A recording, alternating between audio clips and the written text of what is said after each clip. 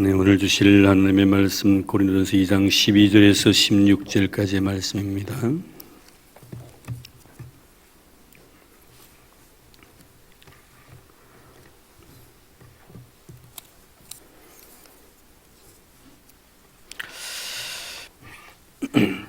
고린도전서 2장 12절에서 16절까지의 말씀, 우리 다 같이 한 마음으로 같이 봉독하겠습니다. 우리가 세상의 영을 받지 아니하고 오직 하나님으로부터 온 영을 받았으니 이는 우리로 하여금 하나님께서 우리에게 언으로 주신 것들을 알게 하려 하심이라. 우리가 이것을 말라그니와 사람의 지혜가 가르친 말로 아니하고 오직 성령께서 가르치신 것으로 하니 영적인 일은 영적인 것으로 분별하느니라. 육에 속한 사람은 하나님의 성령의 일들을 받지 아니하나니 이는 그것들이 그에게는 어리석게 보임이요 또 그는 그것들을 알 수도 없나니 그러한 일은 영적으로 분별되기 때문이라.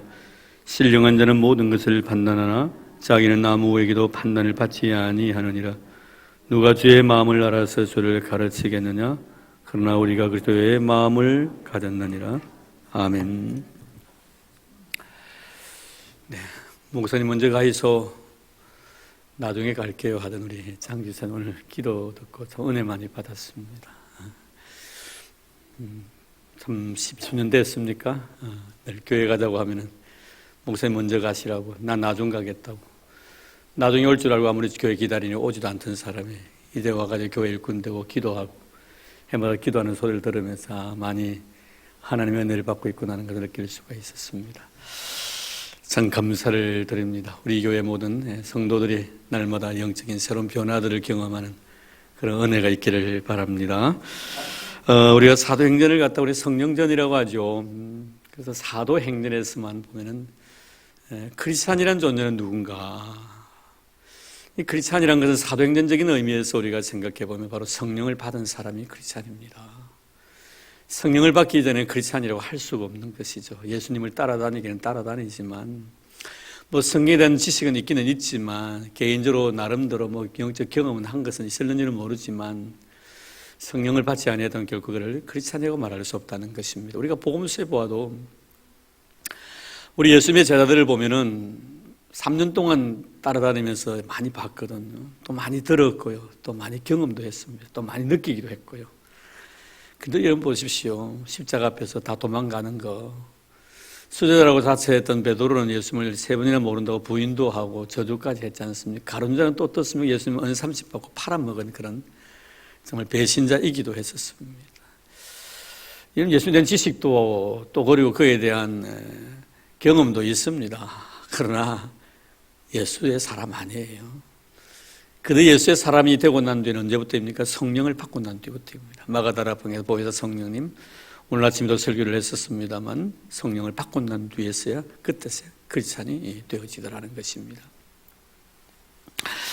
자, 이런 의미에서 오늘 본문도 역시 성령에 대한 말씀을 하시고 있습니다. 바울은 참 바울하면 성령을 떠날 수 없는 사람 아닙니까? 이 성령의 사람이 바로 사도 바울입니다. 자, 그럼 오늘 보면은 먼저 이 바울은 이 크리스찬의 속성에 대해서 자세히 설명을 하고 있습니다. 바울은 성령 받은 자가 바로 한마디로 말씀드리면 크리스찬이다. 성령 받은 자가 크리스찬이다. 이건 다 크리스찬인 줄 믿습니다. 다 우리는 성령을 받았기 때문에 그런 것입니다. 우리는 사도 바울이 그래서 고린도전서 12장 3절 말씀에 보면은 성령이 아니고는 누구든지 주를 예수님을 주시라 할 수 없느니라. 성령이 아니면 예수님을 주라고 고백할 수가 없다는 것입니다. 그래서 이 크리스찬이란 예수를 구주로 고백하는 자인데 이 예수를 구주로 고백하기 위해서는 성령이 임해야만이 가능하다는 것입니다. 자, 그러면은 이 성령이 우리에게 하나님 주셨는데 그 성령의 역할이 뭡니까? 성령께서 하시는 역할이 뭔가? 오늘 바울은 말씀하고 있죠. 자, 12절 말씀 볼까요? 우리가 세상의 영을 받지 아니하고 오직 하나님으로부터 온 영을 받았으니 이는 우리로 하여금 하나님께서 우리에게 은혜로 주신 것들을 알게 하려 하심이라. 이 성령이 하시는 역할이 뭡니까? 하나님께서 우리에게 은혜를 주신 것을 알게 하려 하심이라. 무엇이 은혜인가 하는 것을 알게 하시는 것이 바로 하나님의 영이다, 성령이다. 이렇게 바울은 말씀을 하고 있습니다. 여러분, 은혜를 하나님께서 나에게 은혜를 주셨을 때 그 은혜를 은혜로 받아들이는 자가 바로 성령의 사람이지요. 어떻습니까? 우리가 섬기고 있는 울산수영교회 하나님께서 여러분들에게 은혜로 주신 선물임을 믿습니까? 하나님 나에게 주신 은혜의 선물로 믿어야만이 내가 성령의 사람이더라 이 말이에요. 내가 이 자리에 앉아있는 거 하나님께서 은혜 베푸셨기 때문에 이 자리에 앉아있음을 여러분 믿습니까? 여러분 그런 자가 성령의 사람입니다. 너 역시도 마찬가지입니다. 너를 바라볼 때마다 하나님께서 나에게 은혜 주시기 위하여 너를 내 곁에 붙여주신 거예요. 이것을 믿을 때 내가 성령의 사람이더라 이 말이에요. 내가 찬송하고 있는 내 모습이나 기도하고 있는 내 모습이나 말씀을 전하며 말씀을 듣는 내 자신의 모습 속에서 하나님께 나에게 주신 은혜구나. 이것을 내가 알아야지 성령의 사람이다. 성령의 하나님의 영이 있는 사람은 이것을 안다는 거예요. 하나님이 은혜로 주신 것을 알게 하려 하심이라. 참 나에게 찬송할 수 은혜를 주셨고 기도할 수 은혜를 주셨고 말씀을 들을 수 은혜를 주셨고 섬기며 봉사할 수 은혜를 주셨다. 이거 하나님의 은혜구나. 이거 알아야만이 우리가 성령의 사람이에요. 주의 영이 내 마음에 있다는 증거다. 이렇게 바울은 말씀을 합니다. 혹시 만에 하나 나는 분명히 너에게 은혜 끼칠 사람인데 너는 나에게 전혀 아무런 가치가 없는 사람이야 라고 생각하고 있지는 않습니까? 너가 나에게 가치 없는 사람이 아니고 내가 너에게 가치 없는 사람이에요. 내가 하나님께로부터 받은 아름다운 은혜를 너에게 주시기 위해서 너 곁에 두었다면 너 역시도 하나님께 나에게 은혜 주시기 위해서 너를 내 곁에 두신 분으로 믿는 사람은 이 사람이 성령의 사람이에요. 그래서 우리는 모두가 하나님의 은혜 속에 살아가고 있는 자이고 모든 자를 바라볼 때마다 나를 위해서 주신 은혜구나라고 생각하는 사람이 성령의 사람이다. 오늘 바울은 이렇게 말씀을 합니다. 지난 여름 참 무더웠습니다. 왜 여름이 무더워야 합니까? 이 무더운 여름을 갖다 은혜로 여길 수 있는 사람이 성령의 사람이에요. 여름이 무더워야만이 여러분 열매가 아주 맛있게 익을 것 아니냐 이 말이에요. 가을을 위해서 하나님께서는 여름을 무덥게 하신 거예요. 여름 왜 이렇게 덥냐고 짜증내고 여름이 이렇게 더워서 되겠냐고 생각한다면 그건 하나님의 사람이 아니에요. 하나님 가을의 아름다운 열매를 위해서 이렇게 여름에 무더위를 주시군요. 부채질하면 땀을 뻘뻘 흘리면서 하나님 이런 무더위 여름 주셔서 감사합니다. 여름의 무더위를 바라보면서 가을의 열매를 생각하는 이게 누구예요 여러분? 하나님의 사람, 하나님의 영이 있는 사람은 성령의 사람이다. 그러니까 어떻습니까 여러분? 여름 나름대로 의미가 있고 가을은 가을 나름대로 의미가 있는 것입니다. 봄도 은혜고 겨울도 은혜인 것입니다. 여러분 이 성령의 사람들의 특징의 모습이 바로 이런 것 아니겠습니까? 참 그렇습니다 여러분. 봄도 아름답고 여름도 아름답고 가을도 아름답고 겨울도 아름다워요. 저는 봄이 되면 얼마나 좋은지 몰라요. 봄나무를 많이 먹을 수가 있었어요. 특히 엉개나무를 갖다가 내가 참 좋아합니다. 제가 울산에 와서 그 엉개를 처음 맛봤어요. 엉개 알아요 여러분? 엄나무예요. 씁쓸이한 게요. 맛있게 젓갈을 갖다가 젓갈에 저는 찍어 먹는데요. 그렇게 마실 수가 없어요. 그래서 제가 봄을 기다린 이유는 엄나무 때문에 그런 거예요. 세숭. 우리 교회 앞에 엄나무 하나 심어놨는데 누가 심어놨는지 잘 자라더라고요. 아무도 손 못 댑니다. 제가 다 손댑니다. 그리고 그 가지요. 제가요. 엄나무 보면 가시가 굉장히 강해요. 좀 제가 나중에 우리 관리부장에게 좀 말씀드리고 이거 한번 탁 잘리는 거 있잖아요. 그거 하나 사달라고 했는데 꽃가위가 자른다고 찔리가지고 피를 다 흘리고요. 옆에 있는 사람이 뭘 하시냐면요. 저보고 목사님 지나가서 교회 안 다니는 분이 목사님 그 위에 자꾸 나무가 자라나니까 중간에 잘라놔야 옆에 그 높이에 올라간 것도 다 먹을 수 있으니까 잘라라더라고. 그 엄나무 잘 안 잘리더라고요. 그래서 그 꽃가위 안에 있으면 꽃가위 그 자르는 거 얼마나 강하니 그거 하다가 이 찔려가지고 피를 한 사발에 쏟았네요. 그래요. 그래서 그 엄나무 봄에 엄나무 그 먹은 그 피요 그날 다 쏟아붓어요. 찔려가지고. 그래도 엄나무가 좋은 거예요. 그래서 내가 우리 교인들이 그걸 고백했습니다. 저는 사실 봄을 기다리는 이유는 이 엉개 잎이 너무 좋아가지고 얼마나 좋은. 여름도 얼마나 좋습니까? 여러분 시원한 과일 물도 많고 말입니다. 수박. 또 가을은 얼마나 좋습니까? 울산배 물도 많죠. 달지요 여러분. 겨울은 또 어떻습니까? 따뜻한 온돌방에 앉아서 구운 고구마 먹고 말입니다. 그러니 봄은 봄대로 좋고 여름은 여름대로 좋고 가을은 가을대로 좋고 겨울은 겨울대로 좋아요. 이런 사람이 이런 성령의 사람이에요. 봄은 나를해서 싫고 여름에는 더워서 싫고 가을에는 쓸쓸해서 싫고 겨울에는 추워서 싫고 다 싫어. 뭐 어떻게 그런 사람을 성령의 사람이라고 말할 수가 있겠나 이 말이에요. 아내를 바라고 이리 봐도 좋고 저리 봐도 좋을 거 아니에요, 여러분. 그게 성령의 사람이에요. 아내를 바라면서 참 천생연분이라고 생각하면서 사는 사람이 성령의 사람이에요. 평생 왼수로 생각하며 살아가는 사람이 어떻게 우리가 성령의 사람이라 하겠단 말이에요. 안 그래요, 여러분? 그렇습니다. 모든 것을 하나님이 나에게 은혜로 주신 것으로 믿는 그 마음, 곁에 있는 너를 바라보니까 얼마나 고마운지. 당신은 정말 하나님께서 나에게 은혜를 주신 분이에요. 자, 옆에 있는 서로 고백하십시다. 자, 인사합시다. 당신은 나에게 하나님께 은혜를 주신 분이에요.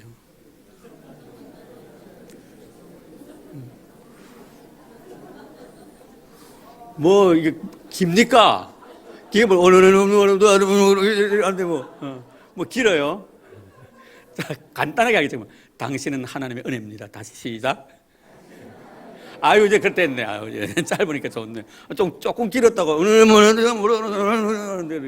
네, 여러분 옆에 계시면 다 하나님께 나에게 은혜를 주신 분임을 믿습니다. 네, 이런 분이 여러분 성령의 사람이에요. 성령의 사람은요 버릴 것이 하나도 없어요. 머리끝부터 발끝까지 내 모습이 모습 기도를 받아주신 하나님 얼마나 고마워, 얼마나 감사한지. 실수하는 나도 아름답고요. 믿음으로 살기 위해서 몸부림치는 내 자신도 아름답고요.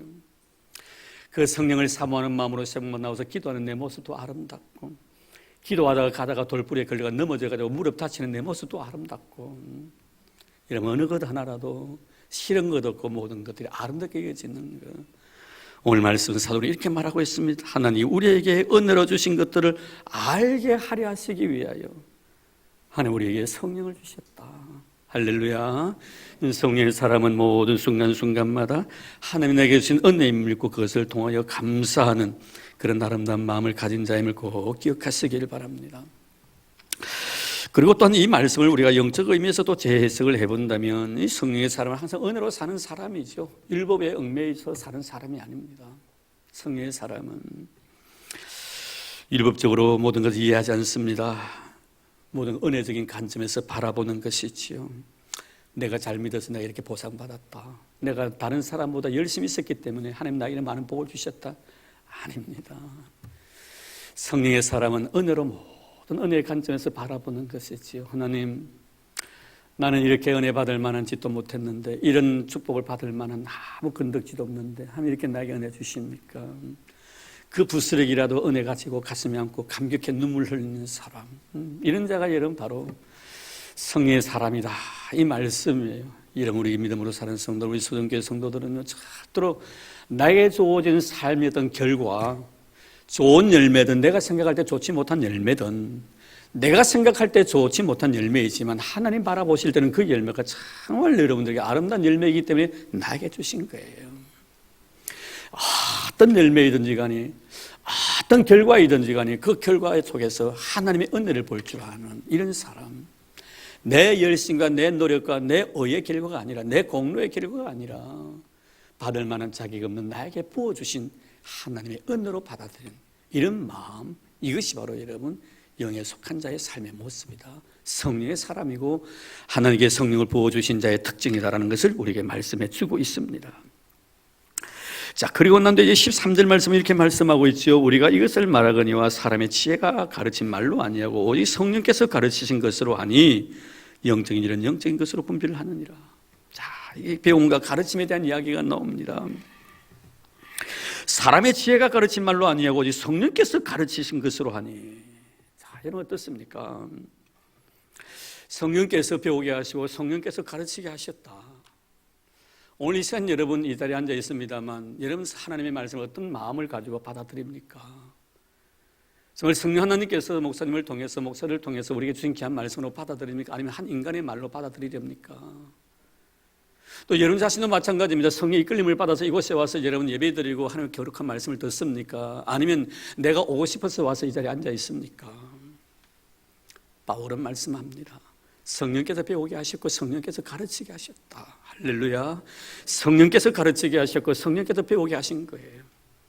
이런 믿음을 가지고 우리가 예배에 참여하고 이런 믿음을 가지고 우리가 배우고 이런 믿음을 가지고 가르칠 때 어찌 그 속에 하나님에 대한 역사가 일어나지 않겠나 이 말이에요.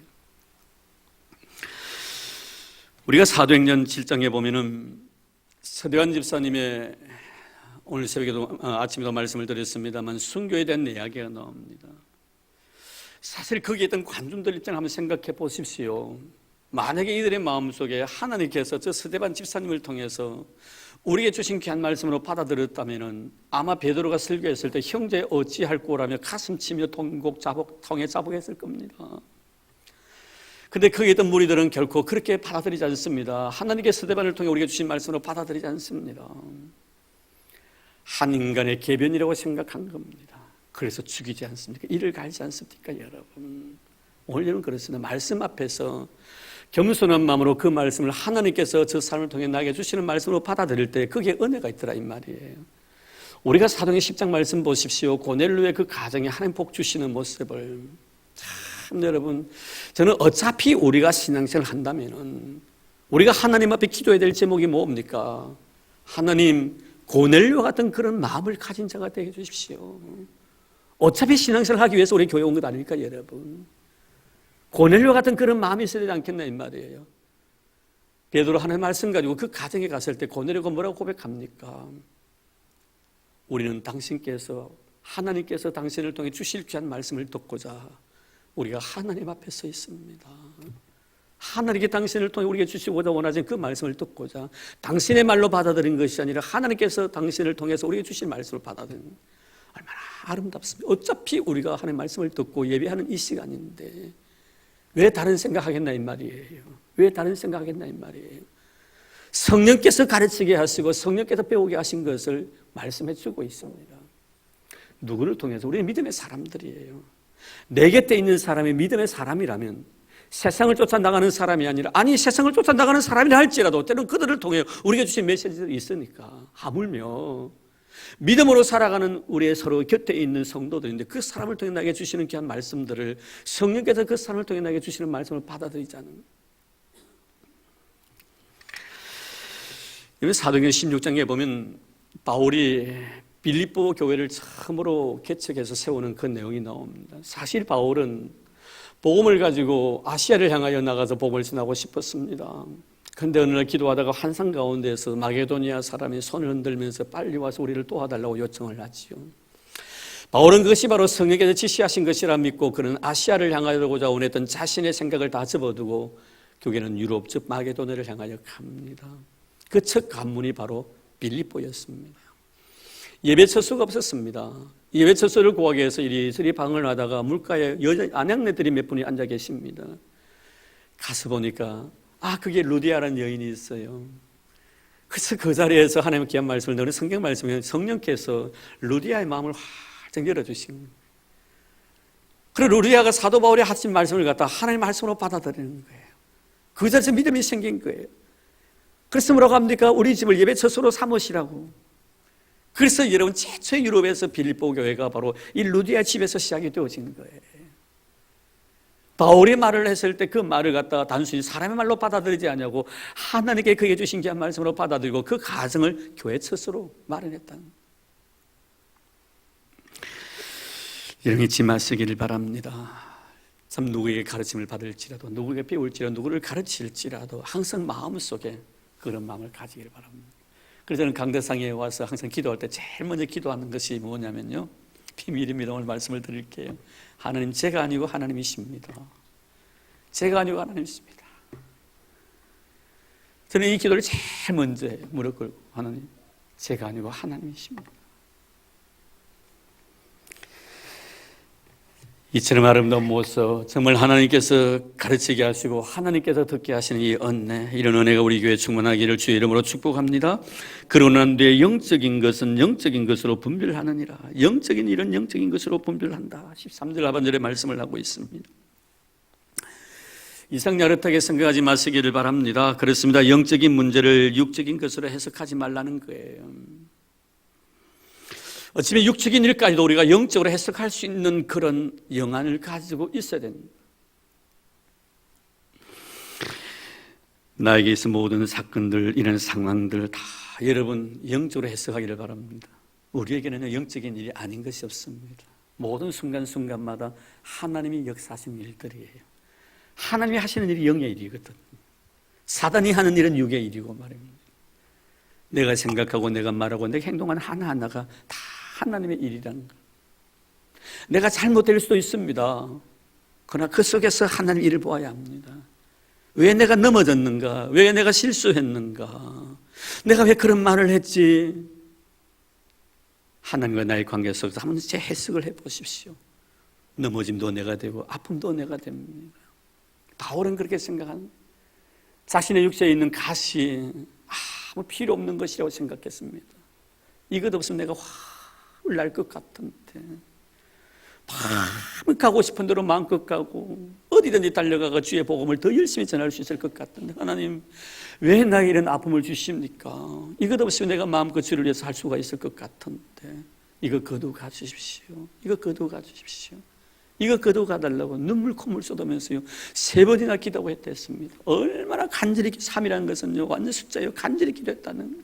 기도할 만큼 했다는 거. 하나님 뭐라고 말씀하십니까? 내 은혜라고.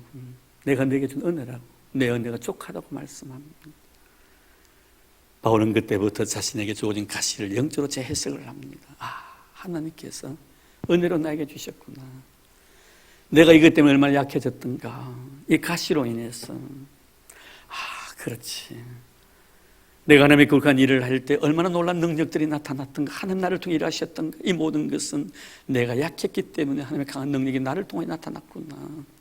하나님의 강함과 나의 약함은 반비례한다는 것을 깨닫게 됐죠. 내가 약해지면 약해질수록 하나님 더 강한 힘이 나를 통해 나타난다는. 왜 여러분을 통해 하나님의 강한 능력이 나타나지 아니하시려 하십니까? 내가 그만큼 강하기 때문에 그런 거예요. 항상 나의 강함과 하나님의 강함은 항상 마찰이 되는 거예요. 그러나 내가 약해질 때는 하나님의 강함이 다 강함으로 부각되어진다는. 나의 약함과 하나님의 강함은 항상 반비례한다는 것을 꼭 기억하시기를 바랍니다. 그렇습니다. 위대한 믿음의 성도들은 다 자기의 준 일들을요 다 하나님의 시선으로 바라고 영적인 것으로 해석을 하지요. 요셉 같은 경우도 그렇잖아요. 형님들 나 팔았다고 염려하지 말라고. 형님들이 나를 판 것이 아니라 하나님께서 저를 이곳에 먼저 보내주셨습니다. 하나님을 아름다운 자신의 인생의 해석이에요. 그래서 인생은 해석이에요. 내가 어떻게 해석을 하느냐에 따라 내 인생이 달라집니다.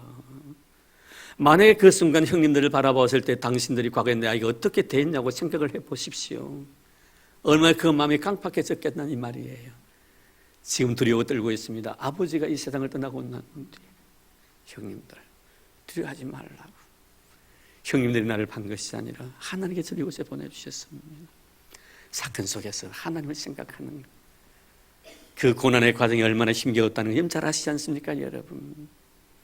무지막에 정말 매도 많이 맞았고 요셉은 감옥 속에서 다리가 자꾸 갇혀요. 쇠사슬로 텅텅 몸이 감겨져 있었다고 시편 105편에 말씀하고 있습니다. 여러분 요셉의 감옥 생활요 단순한 것 아니에요 여러분. 시편 105편을 보십시오 여러분. 발에 착고를 채워놨습니다. 몸에 쇠사슬로 다 감아놨습니다. 자유를 완전히 묵살해버린 거예요. 얼마나 비참했습니까 여러분. 그래도 그것을 다 하는 은혜로 여깁니다. 이는 다윗과 시므이의 관계도 그렇지 않습니까 여러분. 그 시므이가 다윗을 저주했을 때 아비새가 칼로 뽑아가지고 그 시므이를 죽이려고 했을 때 다윗이 뭐라고 합니까? 그 사람이 나에게 한 말이 아니야. 하나님이 저 사람을 통해 나에게 주신 말씀일세. 여러분 그렇습니다. 정말 이것이 바로 우리가 살아가는 삶의 모습 아니겠습니까? 우리가 이렇게 살아가야만이 성령의 사람이 되는 것입니다. 그래서 거기에 보니 14절 보세요. 육에 속한 사람은 하나님의 성령의 일들을 받지 아니하나니 이는 그것들이 그에게는 어리석게 보이며. 그렇습니다 여러분.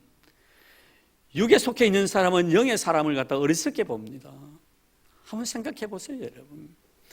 다윗과 이 시므이의 관계 속에서 아비새가 다윗의 행동에서 얼마나 어리석게 생각했겠어요. 왕이시여 당신 좀 저주합니다. 저 사람이 왜 그냥 둡니까? 왜 바보처럼 그렇게 살아가야 합니까? 얼마나 어리석게 보아. 왜 시므이가 여러분 저 사람 저 죽은 개 같은 것이 함부로 주동아리를 놀린다고 내가 당장 칼을 뽑아가지고 저놈의 목을 쳐오리라고 여러분 다윗에게 그렇게 말했겠습니까? 영에 속한 사람이 아니라 육에 속한 사람이기 때문에 그 사건 자체를 육신의 눈으로 바라본 거예요. 이것뿐만이 아닙니다. 여러분 다윗의 생애를 연구해 보면요, 사울을 죽일 수 있는 기회들이 얼마나 많았습니까? 다윗 앞에 잠을 자고 있는 거. 다윗이 지나가도 모릅니다. 성경 말씀에 하나님께 깊이 끌어와 이거 잠들게 하셨느니 하나님께서 잠을 자게 만들어 버리신 겁니다. 이게 뭡니까? 다윗을 지금 테스트하고 싶은 거예요. 죽일 수 있는 거예요. 옆에 있는 부하가 뭐랍니까? 왕이시여 하나님께 당신에게 맡기셨습니다. 이 사울을 당신을 죽이기 위해서 이것까지 추구해 온 사람인데 이 당신 눈앞에 지금 자고 있습니다. 죽이십시오. 육신의 눈으로 바라온 사람의 욕구지요. 근데 다윗은 뭐라고 말합니다? 하나님께로부터 기름 부음 받은 자의 몸에 내가 손을 대어서는 안 돼. 내가 손을 대어서는 안 돼. 옆에 있던 부하들이 다윗을 바라볼 때 얼마나 어리석게 생각했겠단 말이에요. 그래서 뭐라고 말씀합니까? 육에 속한 사람은 하나님의 성의 일들을 받지 아니하니 이는 그것들이 그에게는 어리석게 보여. 참, 왕이 있어 왜 그렇게 어리석냐 이거예요. 이 사람 당장 사울 죽이면 당신 지금 왕이 될 자격을 충분히 가지고 있는데 이 말 아닙니까 여러분? 그렇습니다 여러분. 육에 속해 있는 사람들은 육적인 눈으로 바라보면 성령에 속해 있는 사람이 영적으로 하는 일에 대해서 참 어리석게 생각하는, 이런 육에 속해 있는 사람들이 여러분들을 향하여 어리석게 생각한다 할 때 우리는 어리석은 그 길을 걸어가야 가야 될 운명이라는 걸 꼭 기억하시길 바랍니다. 그런 자가 바로 성령의 사람이에요. 그래서 육에 속한 자는 영의 일을 알 수 없다라고 말씀을 하고 있습니다. 15절 볼까요? 신령한 자는 모든 것을 판단하나 자기는 아무에게도 판단을 받지 아니하느니라. 이 신령한 자, 신령한 자라 하니까 여러분 이상야릇한 방향으로 꼭 투명 인간처럼 생각하지 마시길 바랍니다. 이 신령한 자는 앞에 있는 육에 속한 자와 반대되는 개념이에요. 쉽게 말씀하면 영에 속한 자다 이 말이에요. 영에 속한 사람들은 육에 속한 사람들에게 판단을 받지 아니한다고 했습니다. 세상 사는 사람은 우리를 절대로 판단할 수가 없다는 거예요. 하나님의 백성을 어떻게 세상 사는 사람이 판단하나 이 말이에요. 오늘날 교회의 큰 비극이 무엇입니까 여러분? 우리가 서로 공동체 속에 너와 나의 관계 속에서 서로 갈등을 갖다가 느낄 수가 있고 어떤 어려운 문제 때문에 서로 생각들이 다를 수가 있습니다. 바울은 말씀합니다. 교회 안에서 신령한 공동체인, 영의 공동체인 교회 안에서 생긴 모든 문제들은 교회 안에서 해결하라. 왜 세상 법정에 가지고 나가느냐? 왜 우리가 세상 사는 사람들에게 판단을 받아야 되냐 이 말이에요. 우리가 그들을 판단해야 될 위치에 있으면서 왜 세상 사는 사람들에게 우리를 판단하게 만들냐 이 말이에요. 참 여러분, 저는 우리 교인들이 결코 그런 어리석은 일을 범하는 그런 교회가 되지 않기를 주의 이름으로 축복합니다. 세상이 왜 우리를 향하여 판단해야 합니까? 우리 세상은 우리를 위해서 판단할 자격이 없는 거예요. 왜 우리를 세상에 맡기냐 이 말이에요. 우리가 세상을 정죄하고 우리가 세상을 판단해야지. 하나님의 그렇게 신령한 공동체인 교회가 세상을 향하여 큰 소리 쳐야지. 왜 교회가 이렇게 위축되어 갔냐 이 말이에요. 교회가 요사이는 너무나 시끄럽고 어려우니까 어느 분이 버스를 탔는데 뒤에서 싸우고 있어요. 싸우고 있으니 이분이 뒤를 툭 쳐다보니 하는 말이 여가 교회인 줄 아냐고 싸우게 해요. 여러분, 참 여러분 이런 말이 어디서 나왔어요 여러분. 우리 한경림 목사님이 그렇게 말씀하셨다잖아요. 목사님 어떻게 하면 교회를 평안하게 목회를 잘할 수 있습니까? 한 목사님이 후배 목사님 물으니까 안 싸우면 됩니다. 안 싸우면. 여러분 참 마음에 서로 맞지 않는 부분이 있다 할지라도 성령 안에 다 해결한 여러분 되기를 바랍니다. 성령의 사람들은요 다 아름답게 보여요. 왜 내만 아름답게 보고 너를 아름답게 안 보려고 합니까? 한 사람이 서부 활극을 보러 갔어요. 극장에. 옛날에 우리가 서부 활극 많이 봤잖아요. My name is 튜니티 하면서 내 이름은 튜니티 하면서 다 석양을 총팍 돌면서 다 걸어가는 그런 모습들 참 멋지지 않습니까? 요새 세대들은 아마 그거 잘 못 보셔서 우리는 그거 많이 봤는데 이분이 이 서부 활극을 참 재밌게 봤어요. 얼마나 재밌고 감동적인데 다 맞추고 하는데 마지막 장면을 딱 보니까 결국에는 악당들 다 죽고 또 마지막 주인공도 장렬하게 악당의 총에 맞아가 마지막 장렬하게 전사를 죽는 거예요. 많이 아쉬웠지만 참 감동을 받았습니다. 그런데 너무 감동을 받고 극장 문을 열고 나오는데 보니까 다음 순서에 쫙 줄을 서가 들어가려고 큰 소리 외칩니다. 이거 하나 재미없더라고. 악당도 다 죽고 주인공도 다 죽고 지금 하는 사람도 없더라고. 여러분, 자기 잘 보면 남도 잘 보도록 만들어야 될 거 아닙니까, 여러분? 맞아요. 악당도 다 죽고 주인공도 죽었습니다. 영화상에는. 지는 재밌게 보고 오시면 다른 사람에게 참 감동적으로 바라야 될 텐데 악당도 다 죽고 주인공도 다 죽고 한 사람도 남아있는 사람 없다고 가봐야 볼 것 없다고. 이런 사람이 돼도 되겠나 이 말이에요, 우리가. 나는 참 좋은데 네가 마음에 안 들어도 되겠나 이 말이에요. 나도 좋으면 너도 좋고 너도 좋고 나도 좋아야 되지 않겠나. 그래서 정말 우리는 이렇게 육에 속한 자의 삶과 영에 속한 자의 삶의 모습이 분명히 다르다는 걸 말씀합니다. 그러면서 16절에 보니까 누가 주의 마음을 알아서 주를 가르치겠느냐 그러나 우리가 그리스도의 마음을 가졌느니라. 여러분, 참 재미있는 이야기를 합니다. 여러분, 누가 주의 마음을 알아서 주를 가르치겠느냐. 가끔 성도들 보면요, 예수님을 막 가르치려고 달려드는 사람이 있어요. 주님 맞지요? 내가 생각하면 안 돼. 주님 어떻게 생각합니까? 왜 이렇게 날 인도하십니까? 왜 나에게 이렇게 대하십니까? 내가 잘못한 게 뭐 있습니까? 이거 뭐예요, 여러분? 주님을 가르쳐 주려고 하는 거예요. 가르치려고 하는 거예요. 여러분, 이게 여러분 주님을 가르치려고 하는 거예요. 내가 힘들고 어려우면 그 주님께 주신 은혜인 줄 알고 그들은 믿음으로 받아들고 배우려고 해야 되는데 주님을 가르치려고 한다는 거예요. 내가 뭐 잘못했는데 이러합니까? 이렇게 대합니까, 하나님? 왜 저 사람이 저렇게 인상 뿌리고 왜 나는 못 뿌려줍니까? 이게 뭐예요, 여러분? 가르치려고 한다는. 누가 주를 가르치겠단 말이에요. 그런 사람 되지 마시기를 바랍니다. 주님 주신 은혜임을 믿고 정말 감사할 수 있는 자가 되어야 합니다. 그러면서 우리가 그리스도의 마음을 가졌느냐. 우리가 그리스도의 마음을 가지게 되면요, 가르칠 필요가 없는 거예요. 이런 그리스도 예수의 마음을 가진 자들 보십시오. 보면요, 먼저 지적인 문제가 바뀌게 됩니다. 지식이 아는 범위가 달라집니다. 이해 범위가 달라진다 이 말이에요. 예수의 마음을 다 품게 되면요, 너에 대해서 이해 폭이 참 넓어져 갑니다. 과거에는 내 입장에 너를 바라보았는데 예수가 그리스도의 마음을 가지다 보니까요, 내 입장에 너를 바라보는 것이 아니라 너 입장에 너를 바라보는 거예요. 우리 예수님 보십시오, 여러분. 바리새인들은요, 자기 입장에서 세리를 바라보고 자기 입장에서 죄인들을 바라보았습니다. 다 죽일 놈들이에요. 다 더럽고 추한 놈들이에요. 근데 우리 주님은 그 속에 들어가는 거예요.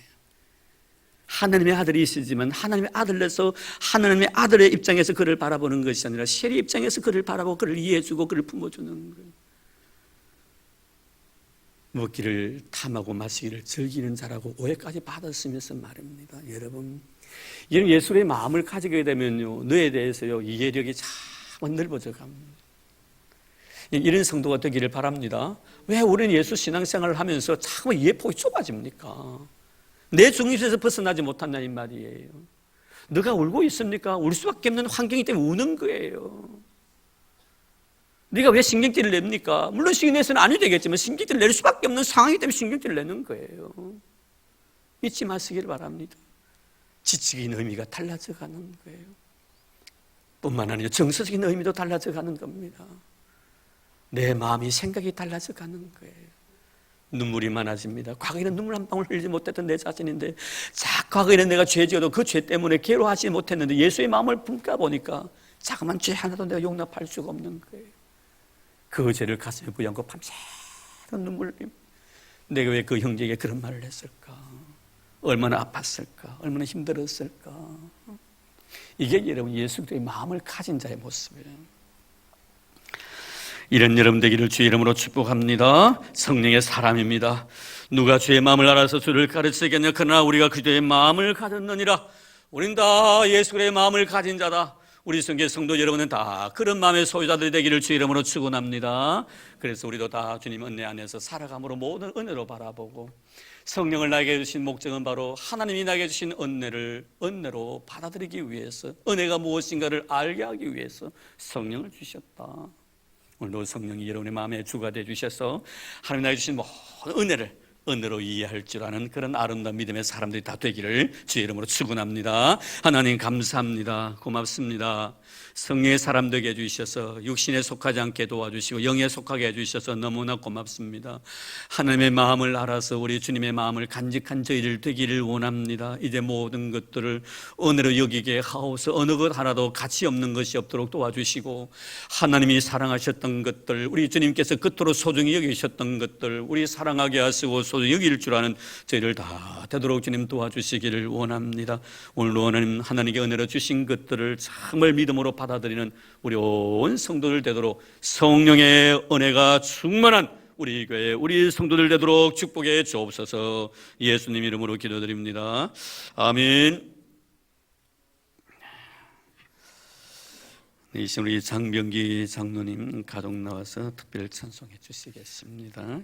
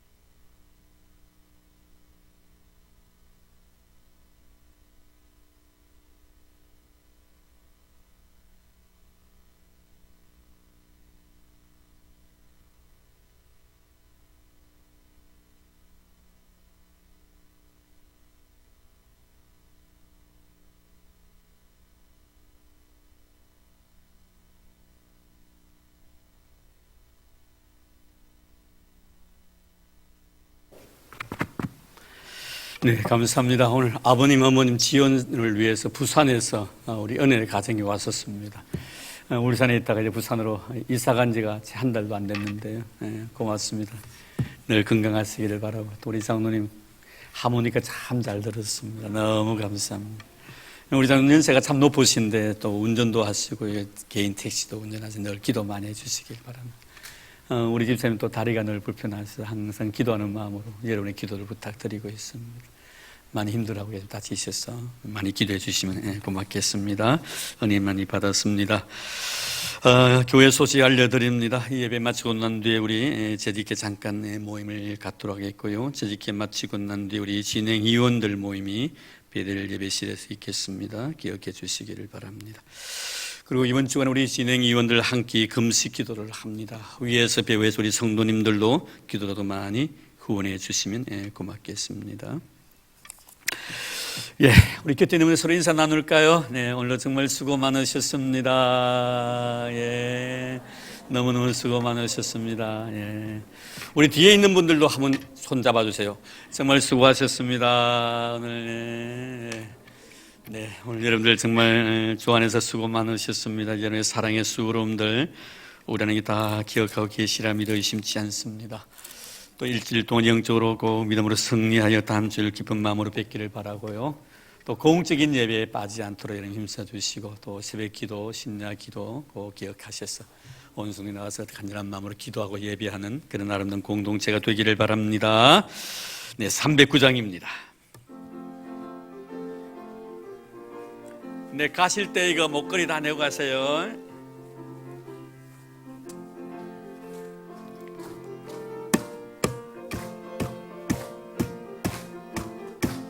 목마른 내 영혼 주가 이미 허락한 그 귀한 영생수 주여 갈망합니다.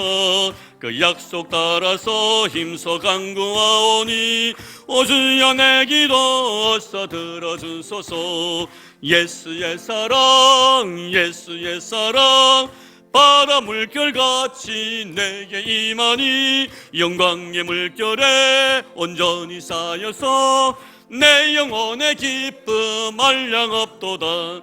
주 내게 약속한 금비 내려주시려 은혜의 저구름 건너편에 떠올라 그 귀한 징조가 내게 밝히 보이니 나 힘을 다하여 주께 간구합니다.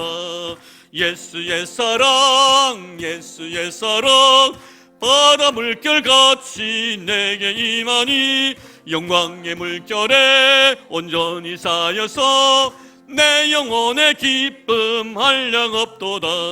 은혜의 소낙비 지금 헛적이 내려 구원의 큰 강물 흘러차고 넘쳐서 내 주한 모든 죄 모두 씻어버리니 나 지금 은혜를 충만하게 받았네. 예수의 사랑 예수의 사랑 바다 물결같이 내게 임하니 영광의 물결에 온전히 쌓여서 내 영혼의 기쁨 한량없도다. 그 차고 넘치는 주의 은혜의 물결 힘차게 밀려와 내게 만족합니다. 오 할렐루야로 주를 찬송하오니 내 마음의 기쁨이 항상 충만함이라. 예수의 사랑 예수의 사랑 바다 물결같이 내게 임하니 영광의 물결에 온전히 쌓여서 내 영혼의 기쁨할 예수의 사랑 예수의 사랑 예수의 사랑 바다 물결같이 내게 임하니 영광의 물결에 온전히 쌓여서 내 영혼의 기쁨 한량없도다. 아멘.